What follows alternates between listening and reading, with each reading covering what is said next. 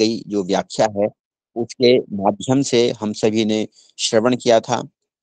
अ, गुरुजी का शायद आज स्वास्थ्य उचित न होने से यह आज तो पुनः हम गुरुजी के श्रीमुख से हम श्रवण करना चाहते हैं आगे की कथा।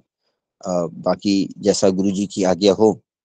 तो अगर गुरुजी का स्वास्थ्य अनुकूल तो है, तो हम सभी गुरुजी के श्रीमुख से इस आगे के जो प्रसंग हैं, उनका पुनः-पुनः हम श्रवण करना चाहते हैं। वह चाहते हैं कि हमें इस भागवत कथा का जो रस है, वह हम सभी को प्राप्त हो। ऐसी गुरुजी से प्रार्थना है, चरणों में बारंबार निवेदन है। श्री गुरुजी।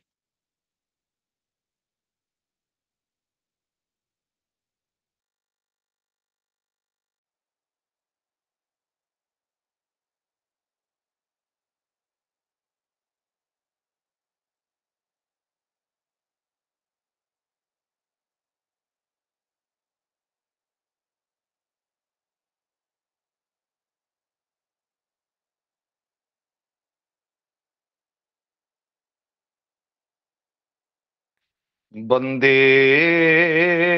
हम श्रीगुरु श्रीजुतपदकमलं श्रीगुरुन् वैष्णवांश्च श्रीरूपं साग्रजातं सहगण रघुनाथान्वितं तं सजीवं साद्वैतं सावधूतं परिजन सहितं कृष्ण चैतन्य देवं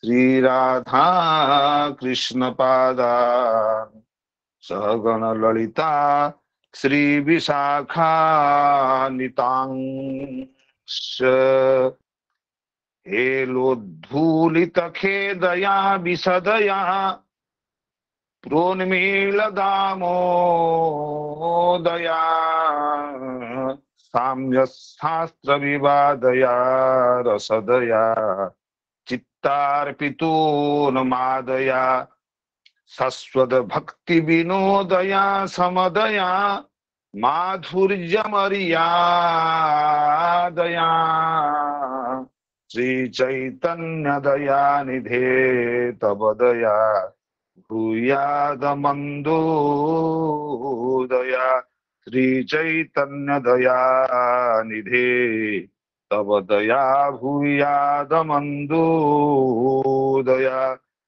कृष्णाय वासुदेवाय देवकी नंदनाय च नंदगोपकुमाराय गोविंदाय नमो नमः। राधे वृंदावनाधीशे करुणामृतवाहिनी कृपया निजपादाब्जे दास्यं मह्यं प्रदीयताम् तप्त कांचन गौरांगी राधे वृंदावनेश्वरी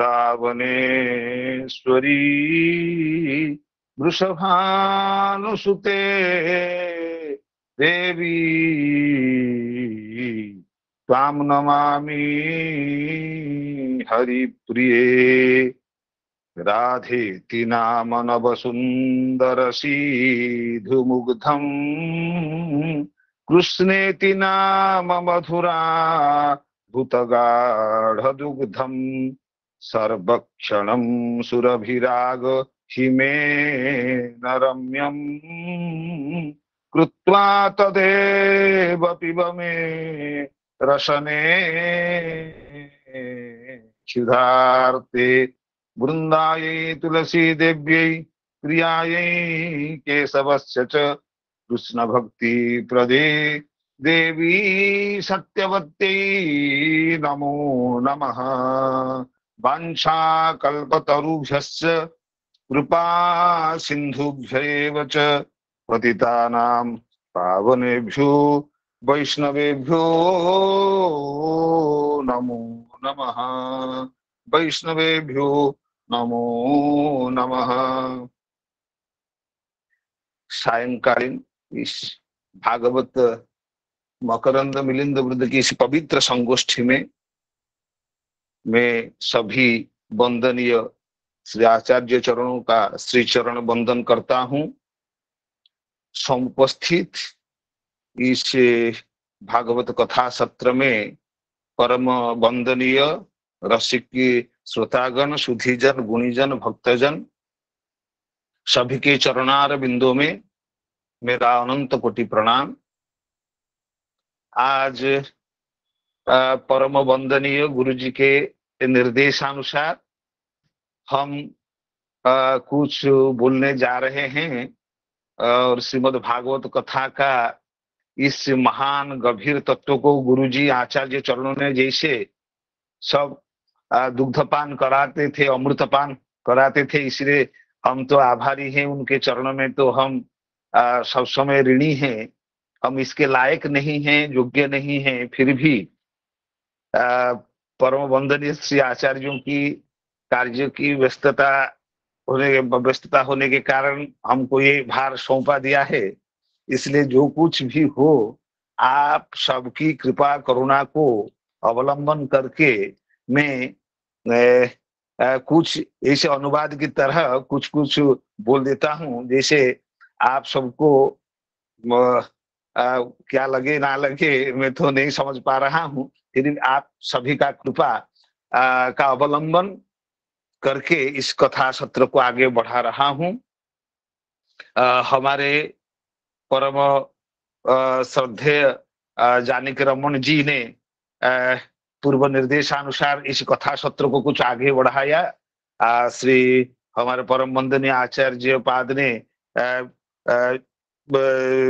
कल की व्याख्यान में, उनके व्याख्यान में जो बताए थे, जो अपनी मधुमयी वाणी से, तेजोमयी वाणी से, अपनी शास्त्रोज्वल प्रतिभा से जिस तत्वों का प्रतिपादन किए थे, गुरु जी के उस चरणार बिंदु के आशीर्वाद को, कृपा को पाथे करके हम उससे आगे जाने की चेष्टा करते हैं।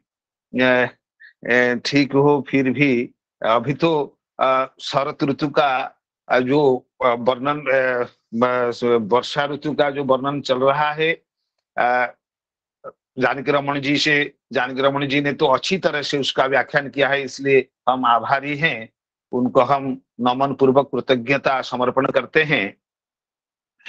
भगवान श्री कृष्ण और बलराम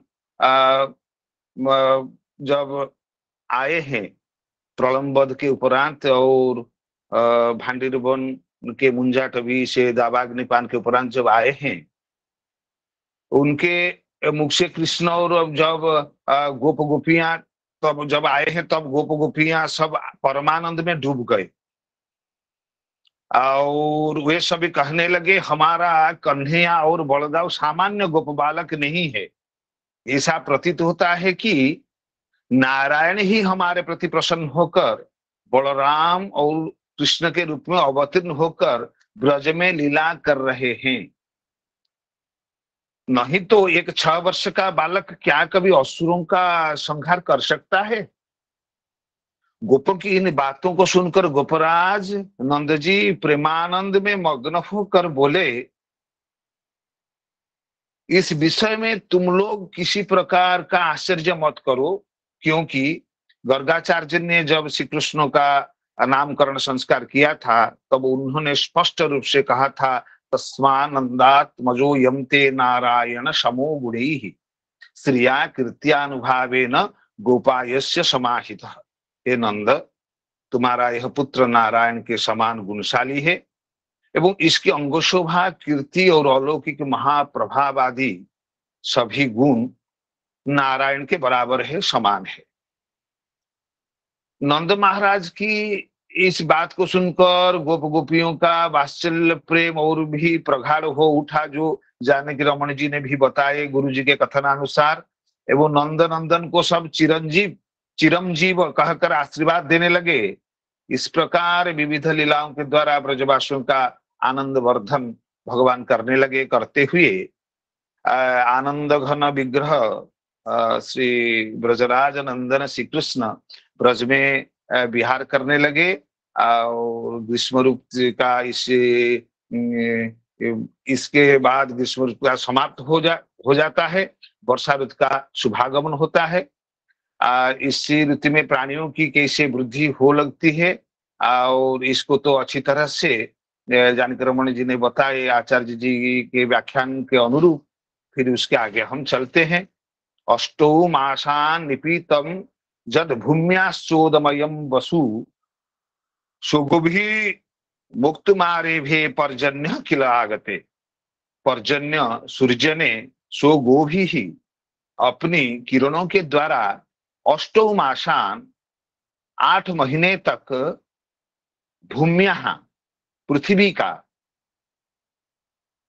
उदमयम जत वसु जलरूप जो धन, उस धन का निपीतम आकर्षण करके काले आगते वर्षा काले आगते, अर्थात वर्षा काल उपस्थित होने पर मुक्तुम आरेभे, मुक्तुम आरेभे फिर से भूतल स्थित प्राणियों के उपकार के लिए उसका दान करना प्रारंभ किया। जैसे राजा प्रजाओं से कर ग्रहण कर उन्हीं के उपकार के लिए ही उनका प्रदान करते हैं। इसकी महती व्याख्या कल आचार्य जी ने हमें सबको श्रवण कराया था। इसके बाद जो 6 नंबर श्लोक है उसी से हम कुछ आगे लेने के लिए कोशिश करते हैं आप लोगों की कृपा से। तड़ीतवन्तो महामेघा संडश्वसनवे पितः प्रीणनं जीवनं ह्यस्य मुमुचुः करुणा इव। तड़ीदिवन्त महामेघा संडश्वसनवे पितः प्रीणनं जीवनं ह्यस्य मुमुचुः करुणा इव। तड़िद्वन्तः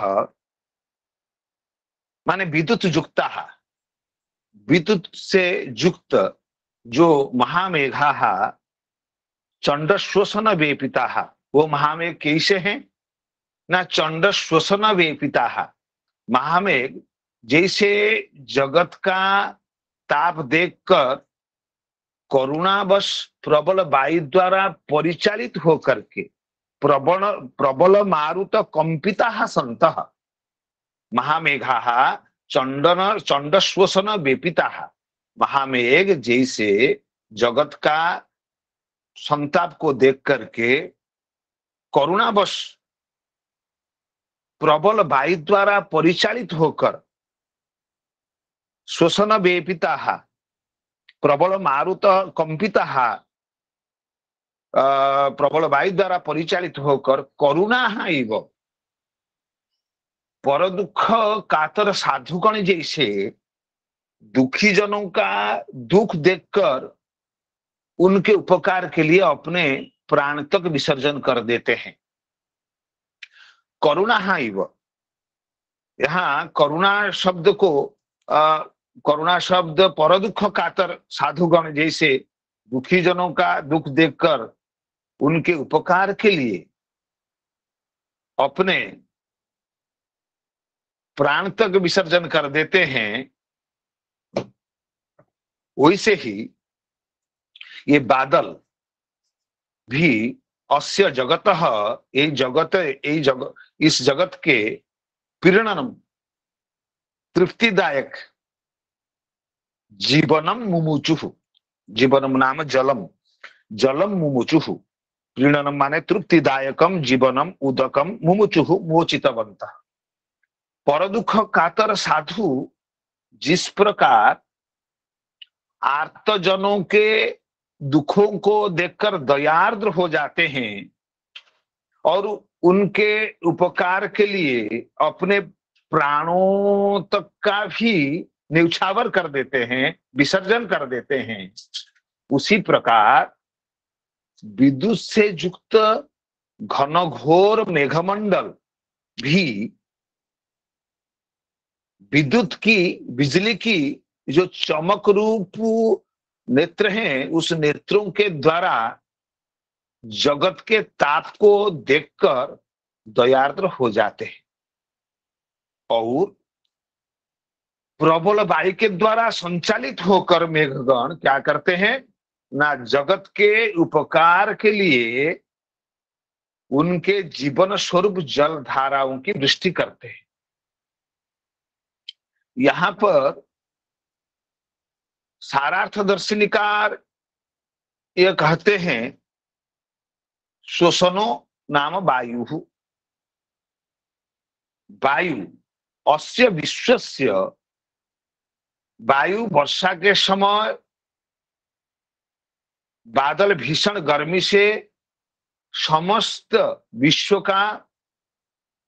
का जो जीवन स्वरूप जल से विश्व के जीवन स्वरूप जल को छोड़ने लगे। विश्वस्य संतप्तस्य विश्वस्य, भीषण गर्मी से संतप्त जो विश्व, वो विश्व के जीवन स्वरूप अप्यायन करम प्रीणनम नाम आप्यायन करम अतएव जीवनम। विश्व का जो जीवन स्वरूप है, विश्व को जो आप्यायन करने वाला है जो जल, उस जल को छोड़ने लगे। जथा करुणाहा, कैसे छोड़ने लगे? जथा करुणाहा, जैसे दयालु व्यक्ति भूखे प्यासे व्यक्ति को देखकर उसे जीवन स्वरूप भोजन और जल आदि दान करते हैं। जिसको भगवान तो संतों को, माने हमारे भागवत तो संतों का शास्त्र है, करुणामय शास्त्र है। जिस ग्रंथ रत्न में भगवान भी कहा है कृपालु, एकादश स्कंद में कहा है कृपालु अकृतद्रोह तितिक्षु सर्वदेहिनाम सत्यसारो नवद्यात्मा समः सर्वोपकारकः। भगवान स्वयं भक्त उद्धव जी से कहते हैं संत सब पर दया करने वाले, किसी से भी द्रोह न करने वाले, किसी से ही द्रोह नहीं करते हैं, तितिक्षु होते हैं, सर्वोपकारकः, सबका उपकार करने वाले होते हैं। भगवान स्वयं संतों की महिमा, संत का स्वरूप, महिमा नहीं संत का स्वरूप बताते हुए यह कहते हैं श्रीमद् भागवत में एकादश स्कंध में, कृपालुरकृत द्रोह स्थितिक्षु सर्वदेहिनाम सत्यसारो नवद्यात्मा समः सर्वोपकारकः कामयी रहत धीर दान्तो मृदुः सुचिर किंचनः अनीहु वितभुक् शान्तः स्थिरो मत्सरणो मुनिः अप्रमत्तो गभीरात्मा धृतिमान जित षड्गुणः अमानी मानदः कल्पो मैत्र्यः कारुणिकः कविः। ये सब भगवान ने उद्धव जी से कहते हैं संतों का लक्षण, संतों का स्वरूप, दयालु साधुओं का स्वरूप बताते हैं। ऐसे ही दयालु होते हैं संत, भगवान ने कहा। फिर भी तृतीय स्कंध में हमको ये संत का स्वरूप देखने को मिलता है, जो आचार्य चरणों ने सब बारंबार इसको ही बोलते रहते हैं। तितिक्षवः कारुणिकाः सुहृदः सर्वदेहिनाम् अजात शत्रवः शान्ता साधवः साधुभूषणाः मय्यनन्येन भावेन भक्तिं कुर्वन्ति ये दृढाम् मत्कृते त्यक्त कर्माणस्त्यक्त स्वजन बांधवाः। भगवान भी कपिल मुनि ने भी कहा है, कपिल देव ने, भगवान कपिल देव ने माता देवहूति जी से यह कहा, जो सहनशील होते हैं, जो दयालु होते हैं, सबके सुहृद होते हैं। इसलिए दयालु व्यक्ति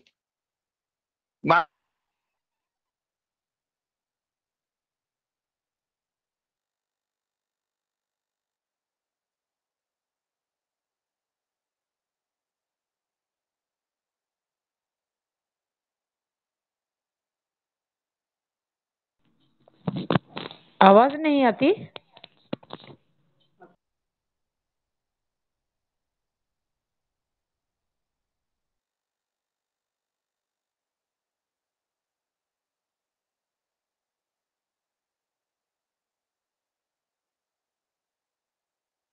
ज्ञान देने वाले होते हैं।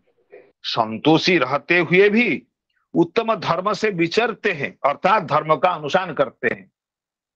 दयापूर्वक सबको ज्ञान देते हैं और कारण करुणा भी करते हैं सबके ऊपर। जैसे करते हैं दयालु व्यक्ति भूखे प्यासे व्यक्ति को देखकर, यथा दयालु व्यक्ति जैसे भूखे प्यासे व्यक्ति को देखकर जैसे जीवन स्वरूप भोजन उसको दे देता है, दान करता है, दान करते हैं दयालु व्यक्ति, वैसे ही चमकती हुई बिजली रूपी नेत्रों के द्वारा महामेघ बादल गर्मी से संतप्त जगत का अवलोकन करके पवन के सहारे, तेजी हवा के सहारे, तेज पवन के वेग से कंपित होकर के जगतवासियों के जीवन के साधन स्वरूप जल बरसाने लगे।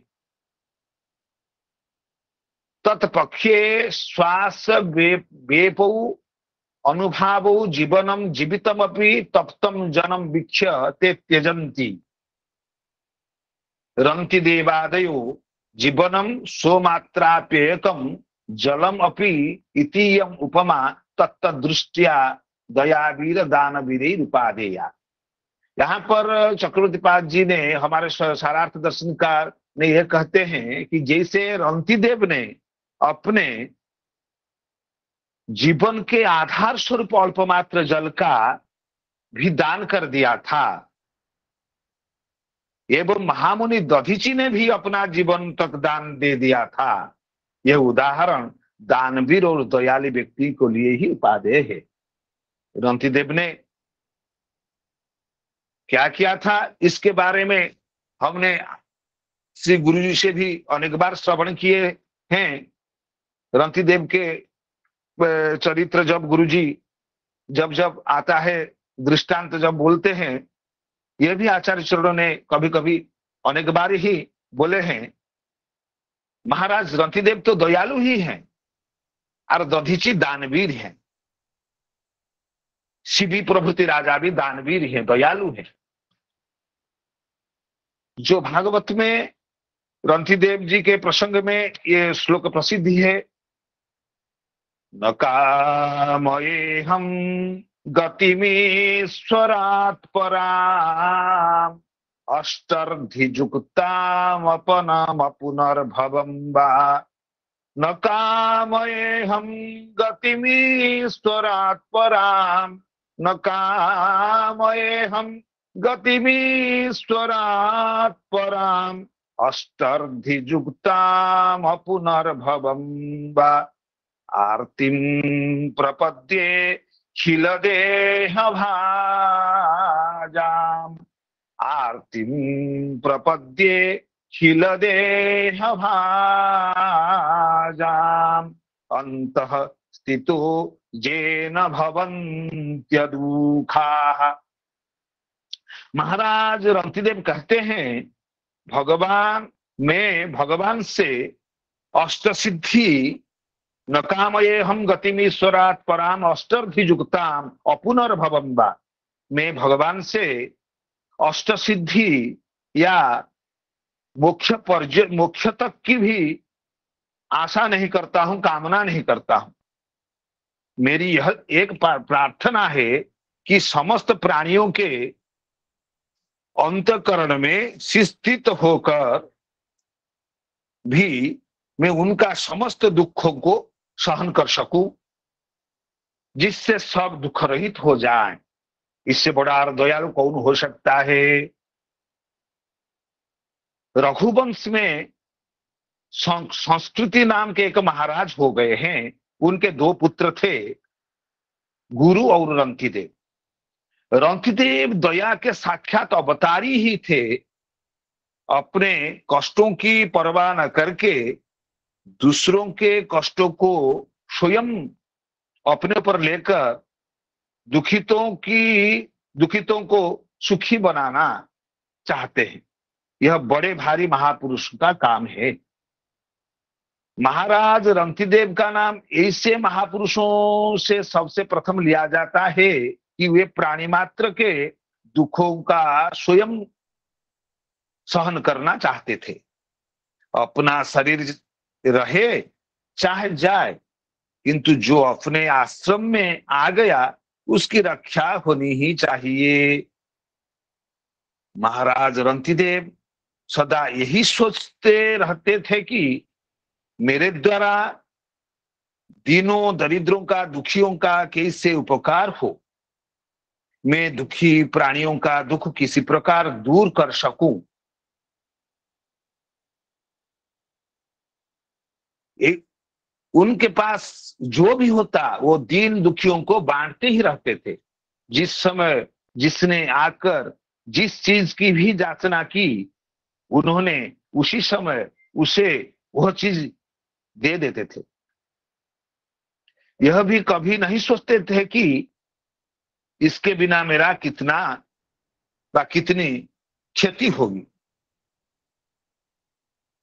उनके द्वार से जाचक कभी विमुख होकर नहीं लौटते थे, इसलिए उनकी कीर्ति भूमंडल भर में फैल गई। सभी उनका गुणगान करने लगे। संसारी चीजें चाहे कितनी भी अधिक क्यों ना हो, यदि उन्हें निरंतर खर्च करने रहोगे तो एक ना एक दिन उसका अंत होगा ही। इसी न्याय से बांटते बांटते महाराज रंतिदेव का समस्त राजकोष खाली हो गया। यहां तक कि उनके पास खाने भर के लिए कुछ भी नहीं रहा। जब भगवान अपनी भक्तों की परीक्षा लेते हैं, तब उसे खूब तपाते हैं। उनके राज्य में अकाल पड़ा। महाराज के पास खाने के लिए मुट्ठी भर अन्न भी नहीं था। वे अपने परिवार को साथ लेकर अरण्यों में, जंगलों में निकल गए और वहां भूख प्यास को सहन करते हुए इधर उधर मारे मारे फिरते रहे। भगवान की इच्छा से वे किसी ऐसे जंगल में पहुंच गए जहां खाने के लिए कंदमूल, फल की तो कौन कहे, जल की भी एक बूंद नहीं मिली। महाराज भूख और प्यास के वेग को दबाते हुए, भगवान का स्मरण करते हुए अपने परिवार सहित शिथिल होकर एक जगह पड़ गए। उन्हें बिना खाए पिए 48 दिन व्यतीत हो गए। भगवान की इच्छा 49वें दिन उन्हें कहीं से घृत मिश्रित खीर, हलवा और कुछ जल मिला। देने वाले वे ही भगवान थे। 49वें दिन इतने सुंदर सुंदर पदार्थों को पाकर वे भगवान का स्मरण करके उन्हें पाना ही चाहते थे कि इतने में से एक ब्राह्मण देव यहाँ आकर उपस्थित हो गए। ब्राह्मण ने कहा, राजन, मैं बहुत भूखा हूं, भूख से मेरी आत्मा व्याकुल है, मुझे कुछ भोजन दीजिए। महाराज को स्वयं भोजन करने में उतनी प्रसन्नता नहीं थी जितनी दूसरे भूखे को तृप्त कराने में। उन्होंने बड़े सत्कार से ब्राह्मण को पेट भर के भोजन कराया। ब्राह्मण संतुष्ट होकर चला गया। महाराज ने बचा हुआ अन्न अपने परिवार वालों को बांट दिया। वे पाना नहीं चाहते थे कि इतने में एक शूद्र ने दीन भाव से अन्न की याचना की। महाराज ने उसे भी तृप्त किया। उसके बाद एक व्यक्ति कई कुत्तों को साथ लेकर वहां आया और बोला, महाराज, मैं और मेरे ये कुत्ते बहुत ही भूखे हैं, हमें अन्न दे देंगे तो हमारी आत्मा बहुत संतुष्ट होगी। महाराज को बड़ी प्रसन्नता हुई। वे अपनी भूख प्यास भूल गए और जितना भी अन्न बचा था वह सब उस व्यक्ति को और उसके कुत्तों को दे दिया। सबको अन्न भी दिया, जल भी दिया। अन्न तो सब चूक ही गया था, केवल इतना जल ही शेष रहा था। जिससे एक व्यक्ति की प्यास मिट सके। महाराज उसी जल को बांटकर पीना ही चाहते थे कि इतने में ही एक चांडाल उनके पास आया। उसने आर्त स्वर में कहा, महाराज मैं बहुत प्यासा हूं, मुझे थोड़ा जल देकर महान पुण्य के भागी बनिए। महाराज ने बड़ी ही प्रसन्नता से कहा, हाँ, यह बड़ा सौभाग्य की बात है कि इस निर्जन घोर जंगल में भी मेरे द्वारा किसी प्राणी का सुख पहुंच रहा है। आइए, आप पेट भर पानी पीजिए। चांडाल ने सभी पानी पी लिया, वो तृप्त हो गया। असल में ब्राह्मण शूद्र चांडाल वेशधारी भगवान विष्णु ब्रह्मा जी महादेव जी थे। महाराज का ऐसा धैर्य देखकर वे संतुष्ट हुए। अपने यथार्थ रूप से महाराज के सम्मुख प्रकट हुए और महाराज से वरदान मांगने के लिए कहा। महाराज ने कहा, आप तीनों एक रूप है, जगत की सृष्टि स्थिति और प्रलय के स्वामी है, आप सब कुछ देने में समर्थ है, किंतु मुझे न तो किसी संसारी वस्तु की इच्छा है और न मुख्य की। मैं यही चाहता हूं कि मेरे द्वारा दुखियों के दुख दूर हो। न कामये हम गतिमीश्वरात् पराम अष्टर्धिजुगताम अपुनर्भवम वा आर्तिम प्रपद्ये खिल देह भाजा अंतस्थितो जेन भवन्त्यदुखा। ताले ये इसको महाराज हमारे वंदनीय सारार्थी दर्शनकार ने भी कहा, जैसे रंतिदेव ने अपने जीवन के आधार स्वरूप अल्पमात्र का जल भी दान कर दिया था, एवं महामुनि दधीची ने भी अपना जीवन तक भी दान दे दिया था। रंतिदेवादयः जीवनम सोमात्र आप्यायकम जलम अपि इति यम उपमा तत्तदृष्ट्या दयावीर दानवीरैरुपादेया। इसीलिए बोलते हैं, तड़िद्बन्तो महामेघा संडश्वसनवे पिताः प्रीणनम जीवनम यस्य मुमुचुः करुणाइव।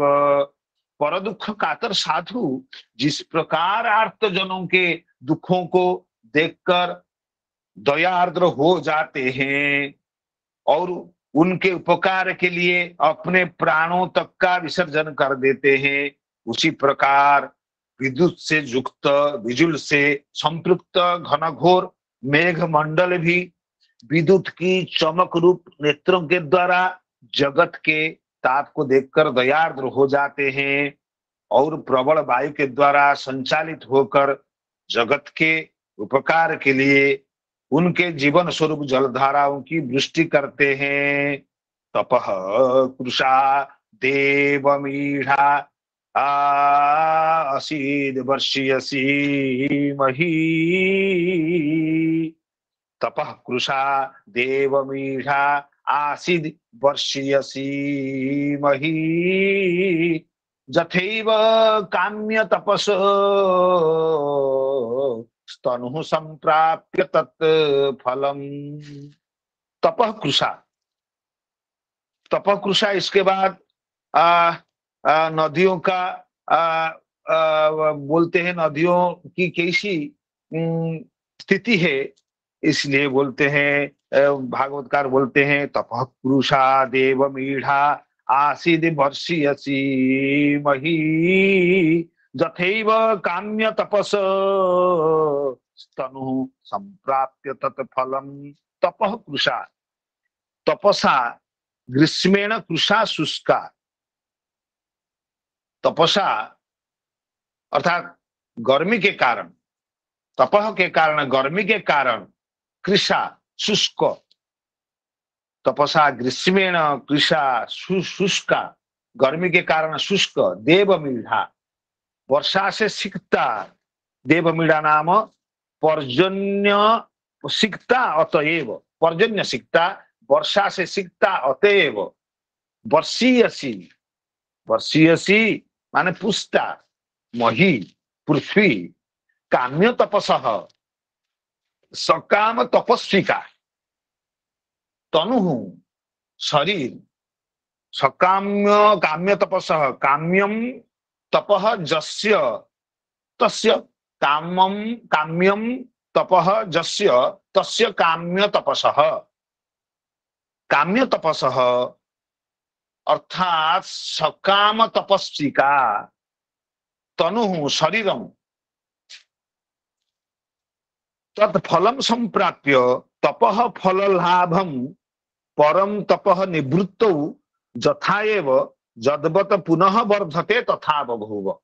सकाम तपस्वी का शरीर जिस प्रकार तपस्या के कारण पहले क्षीण हो जाता है, तपस्या करने के कारण, सकाम तपस्वी अपनी कामना को पूर्ति करने के लिए तपस्या करते हैं, तपस्या के कारण उनका तनु, उनका शरीर क्षीण हो जाता है, और काम्य फल की प्राप्ति हो जाने पर, जब कामना की पूर्ति हो जाती है, काम्य फल की प्राप्ति हो जाने पर फिर उनका शरीर हृष्ट पुष्ट हो जाता है। उसी प्रकार ग्रीष्म काल के कारण कृषकाया पृथ्वी, कृषकाया पृथ्वी, कृषकाया ये धरा धरणी भी मेघ वर्षण के सिंचन से पुनः हरी भरी होकर पुष्ट होने लगी, पुनः वर्धते तथा जथा पुनः वर्धते तथा बभूव, सिंचन से पुनः पुनः हरी भरी होकर पुष्ट होने लगी।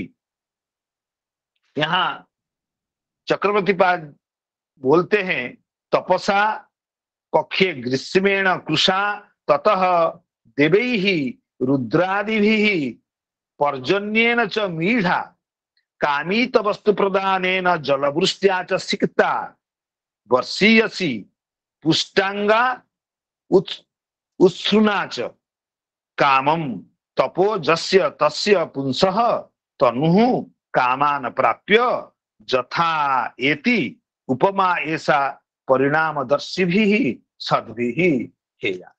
चक्रवर्तीपाद ये बोलते हैं तपसा पक्षे ग्रीष्मेण कृषा, काम्य तपसः तनु, किसी विशेष कामना से युक्त होकर तपस्या करने वाले तपस्वियों का शरीर जैसे कठिन तपस्या के द्वारा क्षीण होने पर भी श्री रुद्रादि देवताओं के द्वारा प्रदत्त वांछित वस्तु को प्राप्त करके पुनः हृष्ट पुष्ट हो जाता है, वैसे ही गर्मी के कारण पृथ्वी के शुष्क प्राय होने पर भी देवराज इंद्र के द्वारा जल वर्षण से यह फिर से हरी भरी हो गई। यह उपमा परिणामदर्शी साधुओं के लिए परित्यज्य है। ये बोलते हैं जय जय श्री राधे, मैं अभी तो समय हो गया है, मैं सभी आचार्यों के श्री चरणों में भक्तिपूत प्रणति निवेदन करते हुए और सभी श्रोताओं के चरण में मेरा साष्टांग प्रणाम निवेदन करते हुए इसी वाणी से मैं पुनः पुनः क्षमा प्रार्थना करते हुए इसी वाणी को यहाँ विराम देना चाहता हूँ। हमारे परम वंदनीय आचार्य जहाँ भागीरथी नंदा जी उपस्थित हैं, वो अपनी सुमधुर वाणी से नाम कीर्तन के द्वारा इस सत्र को समाप्त करेंगे। इसलिए मैं अब आचार्य भागीरथी नंदा जी से प्रार्थना करता हूँ कि अपनी मधुमयी वाणी से नाम कीर्तन करें। जय जय श्री राधे। आचार्य मिश्र जी की जय हो। जय हो। साष्टांग प्रणाम। प्रणाम प्रणाम धन्यवाद प्रणाम। हरे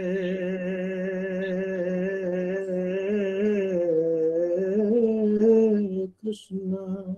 राधे राधे गुरुजी। कृष्ण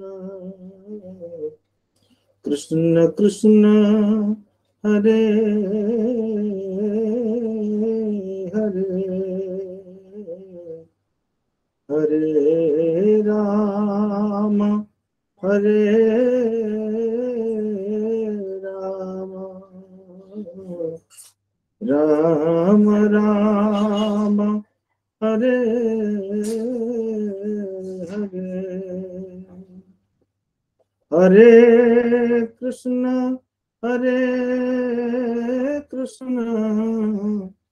कृष्ण कृष्ण हरे हरे हरे राम राम राम राम हरे हरे हरे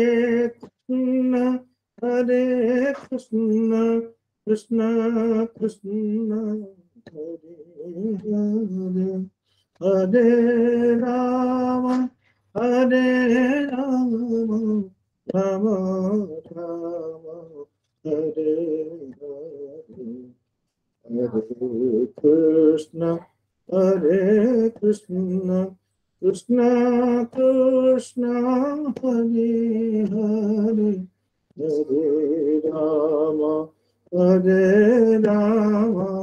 राम राम राम हरे हरे हरे कृष्ण कृष्ण कृष्ण हरे हरे हरे राम राम राम राम हरे हरे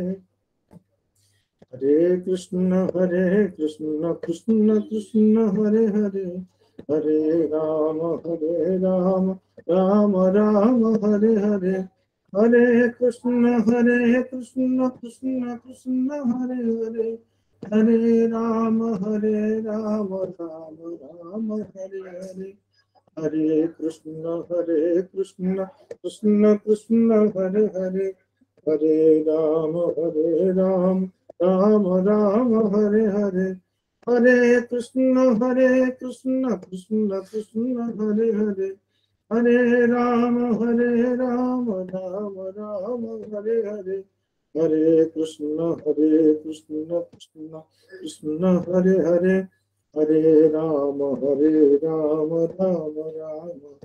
हरे हरे हरे कृष्ण कृष्ण कृष्ण हरे हरे हरे राम राम राम हरे हरे हरे कृष्ण कृष्ण कृष्ण हरे हरे हरे राम राम राम हरे हरे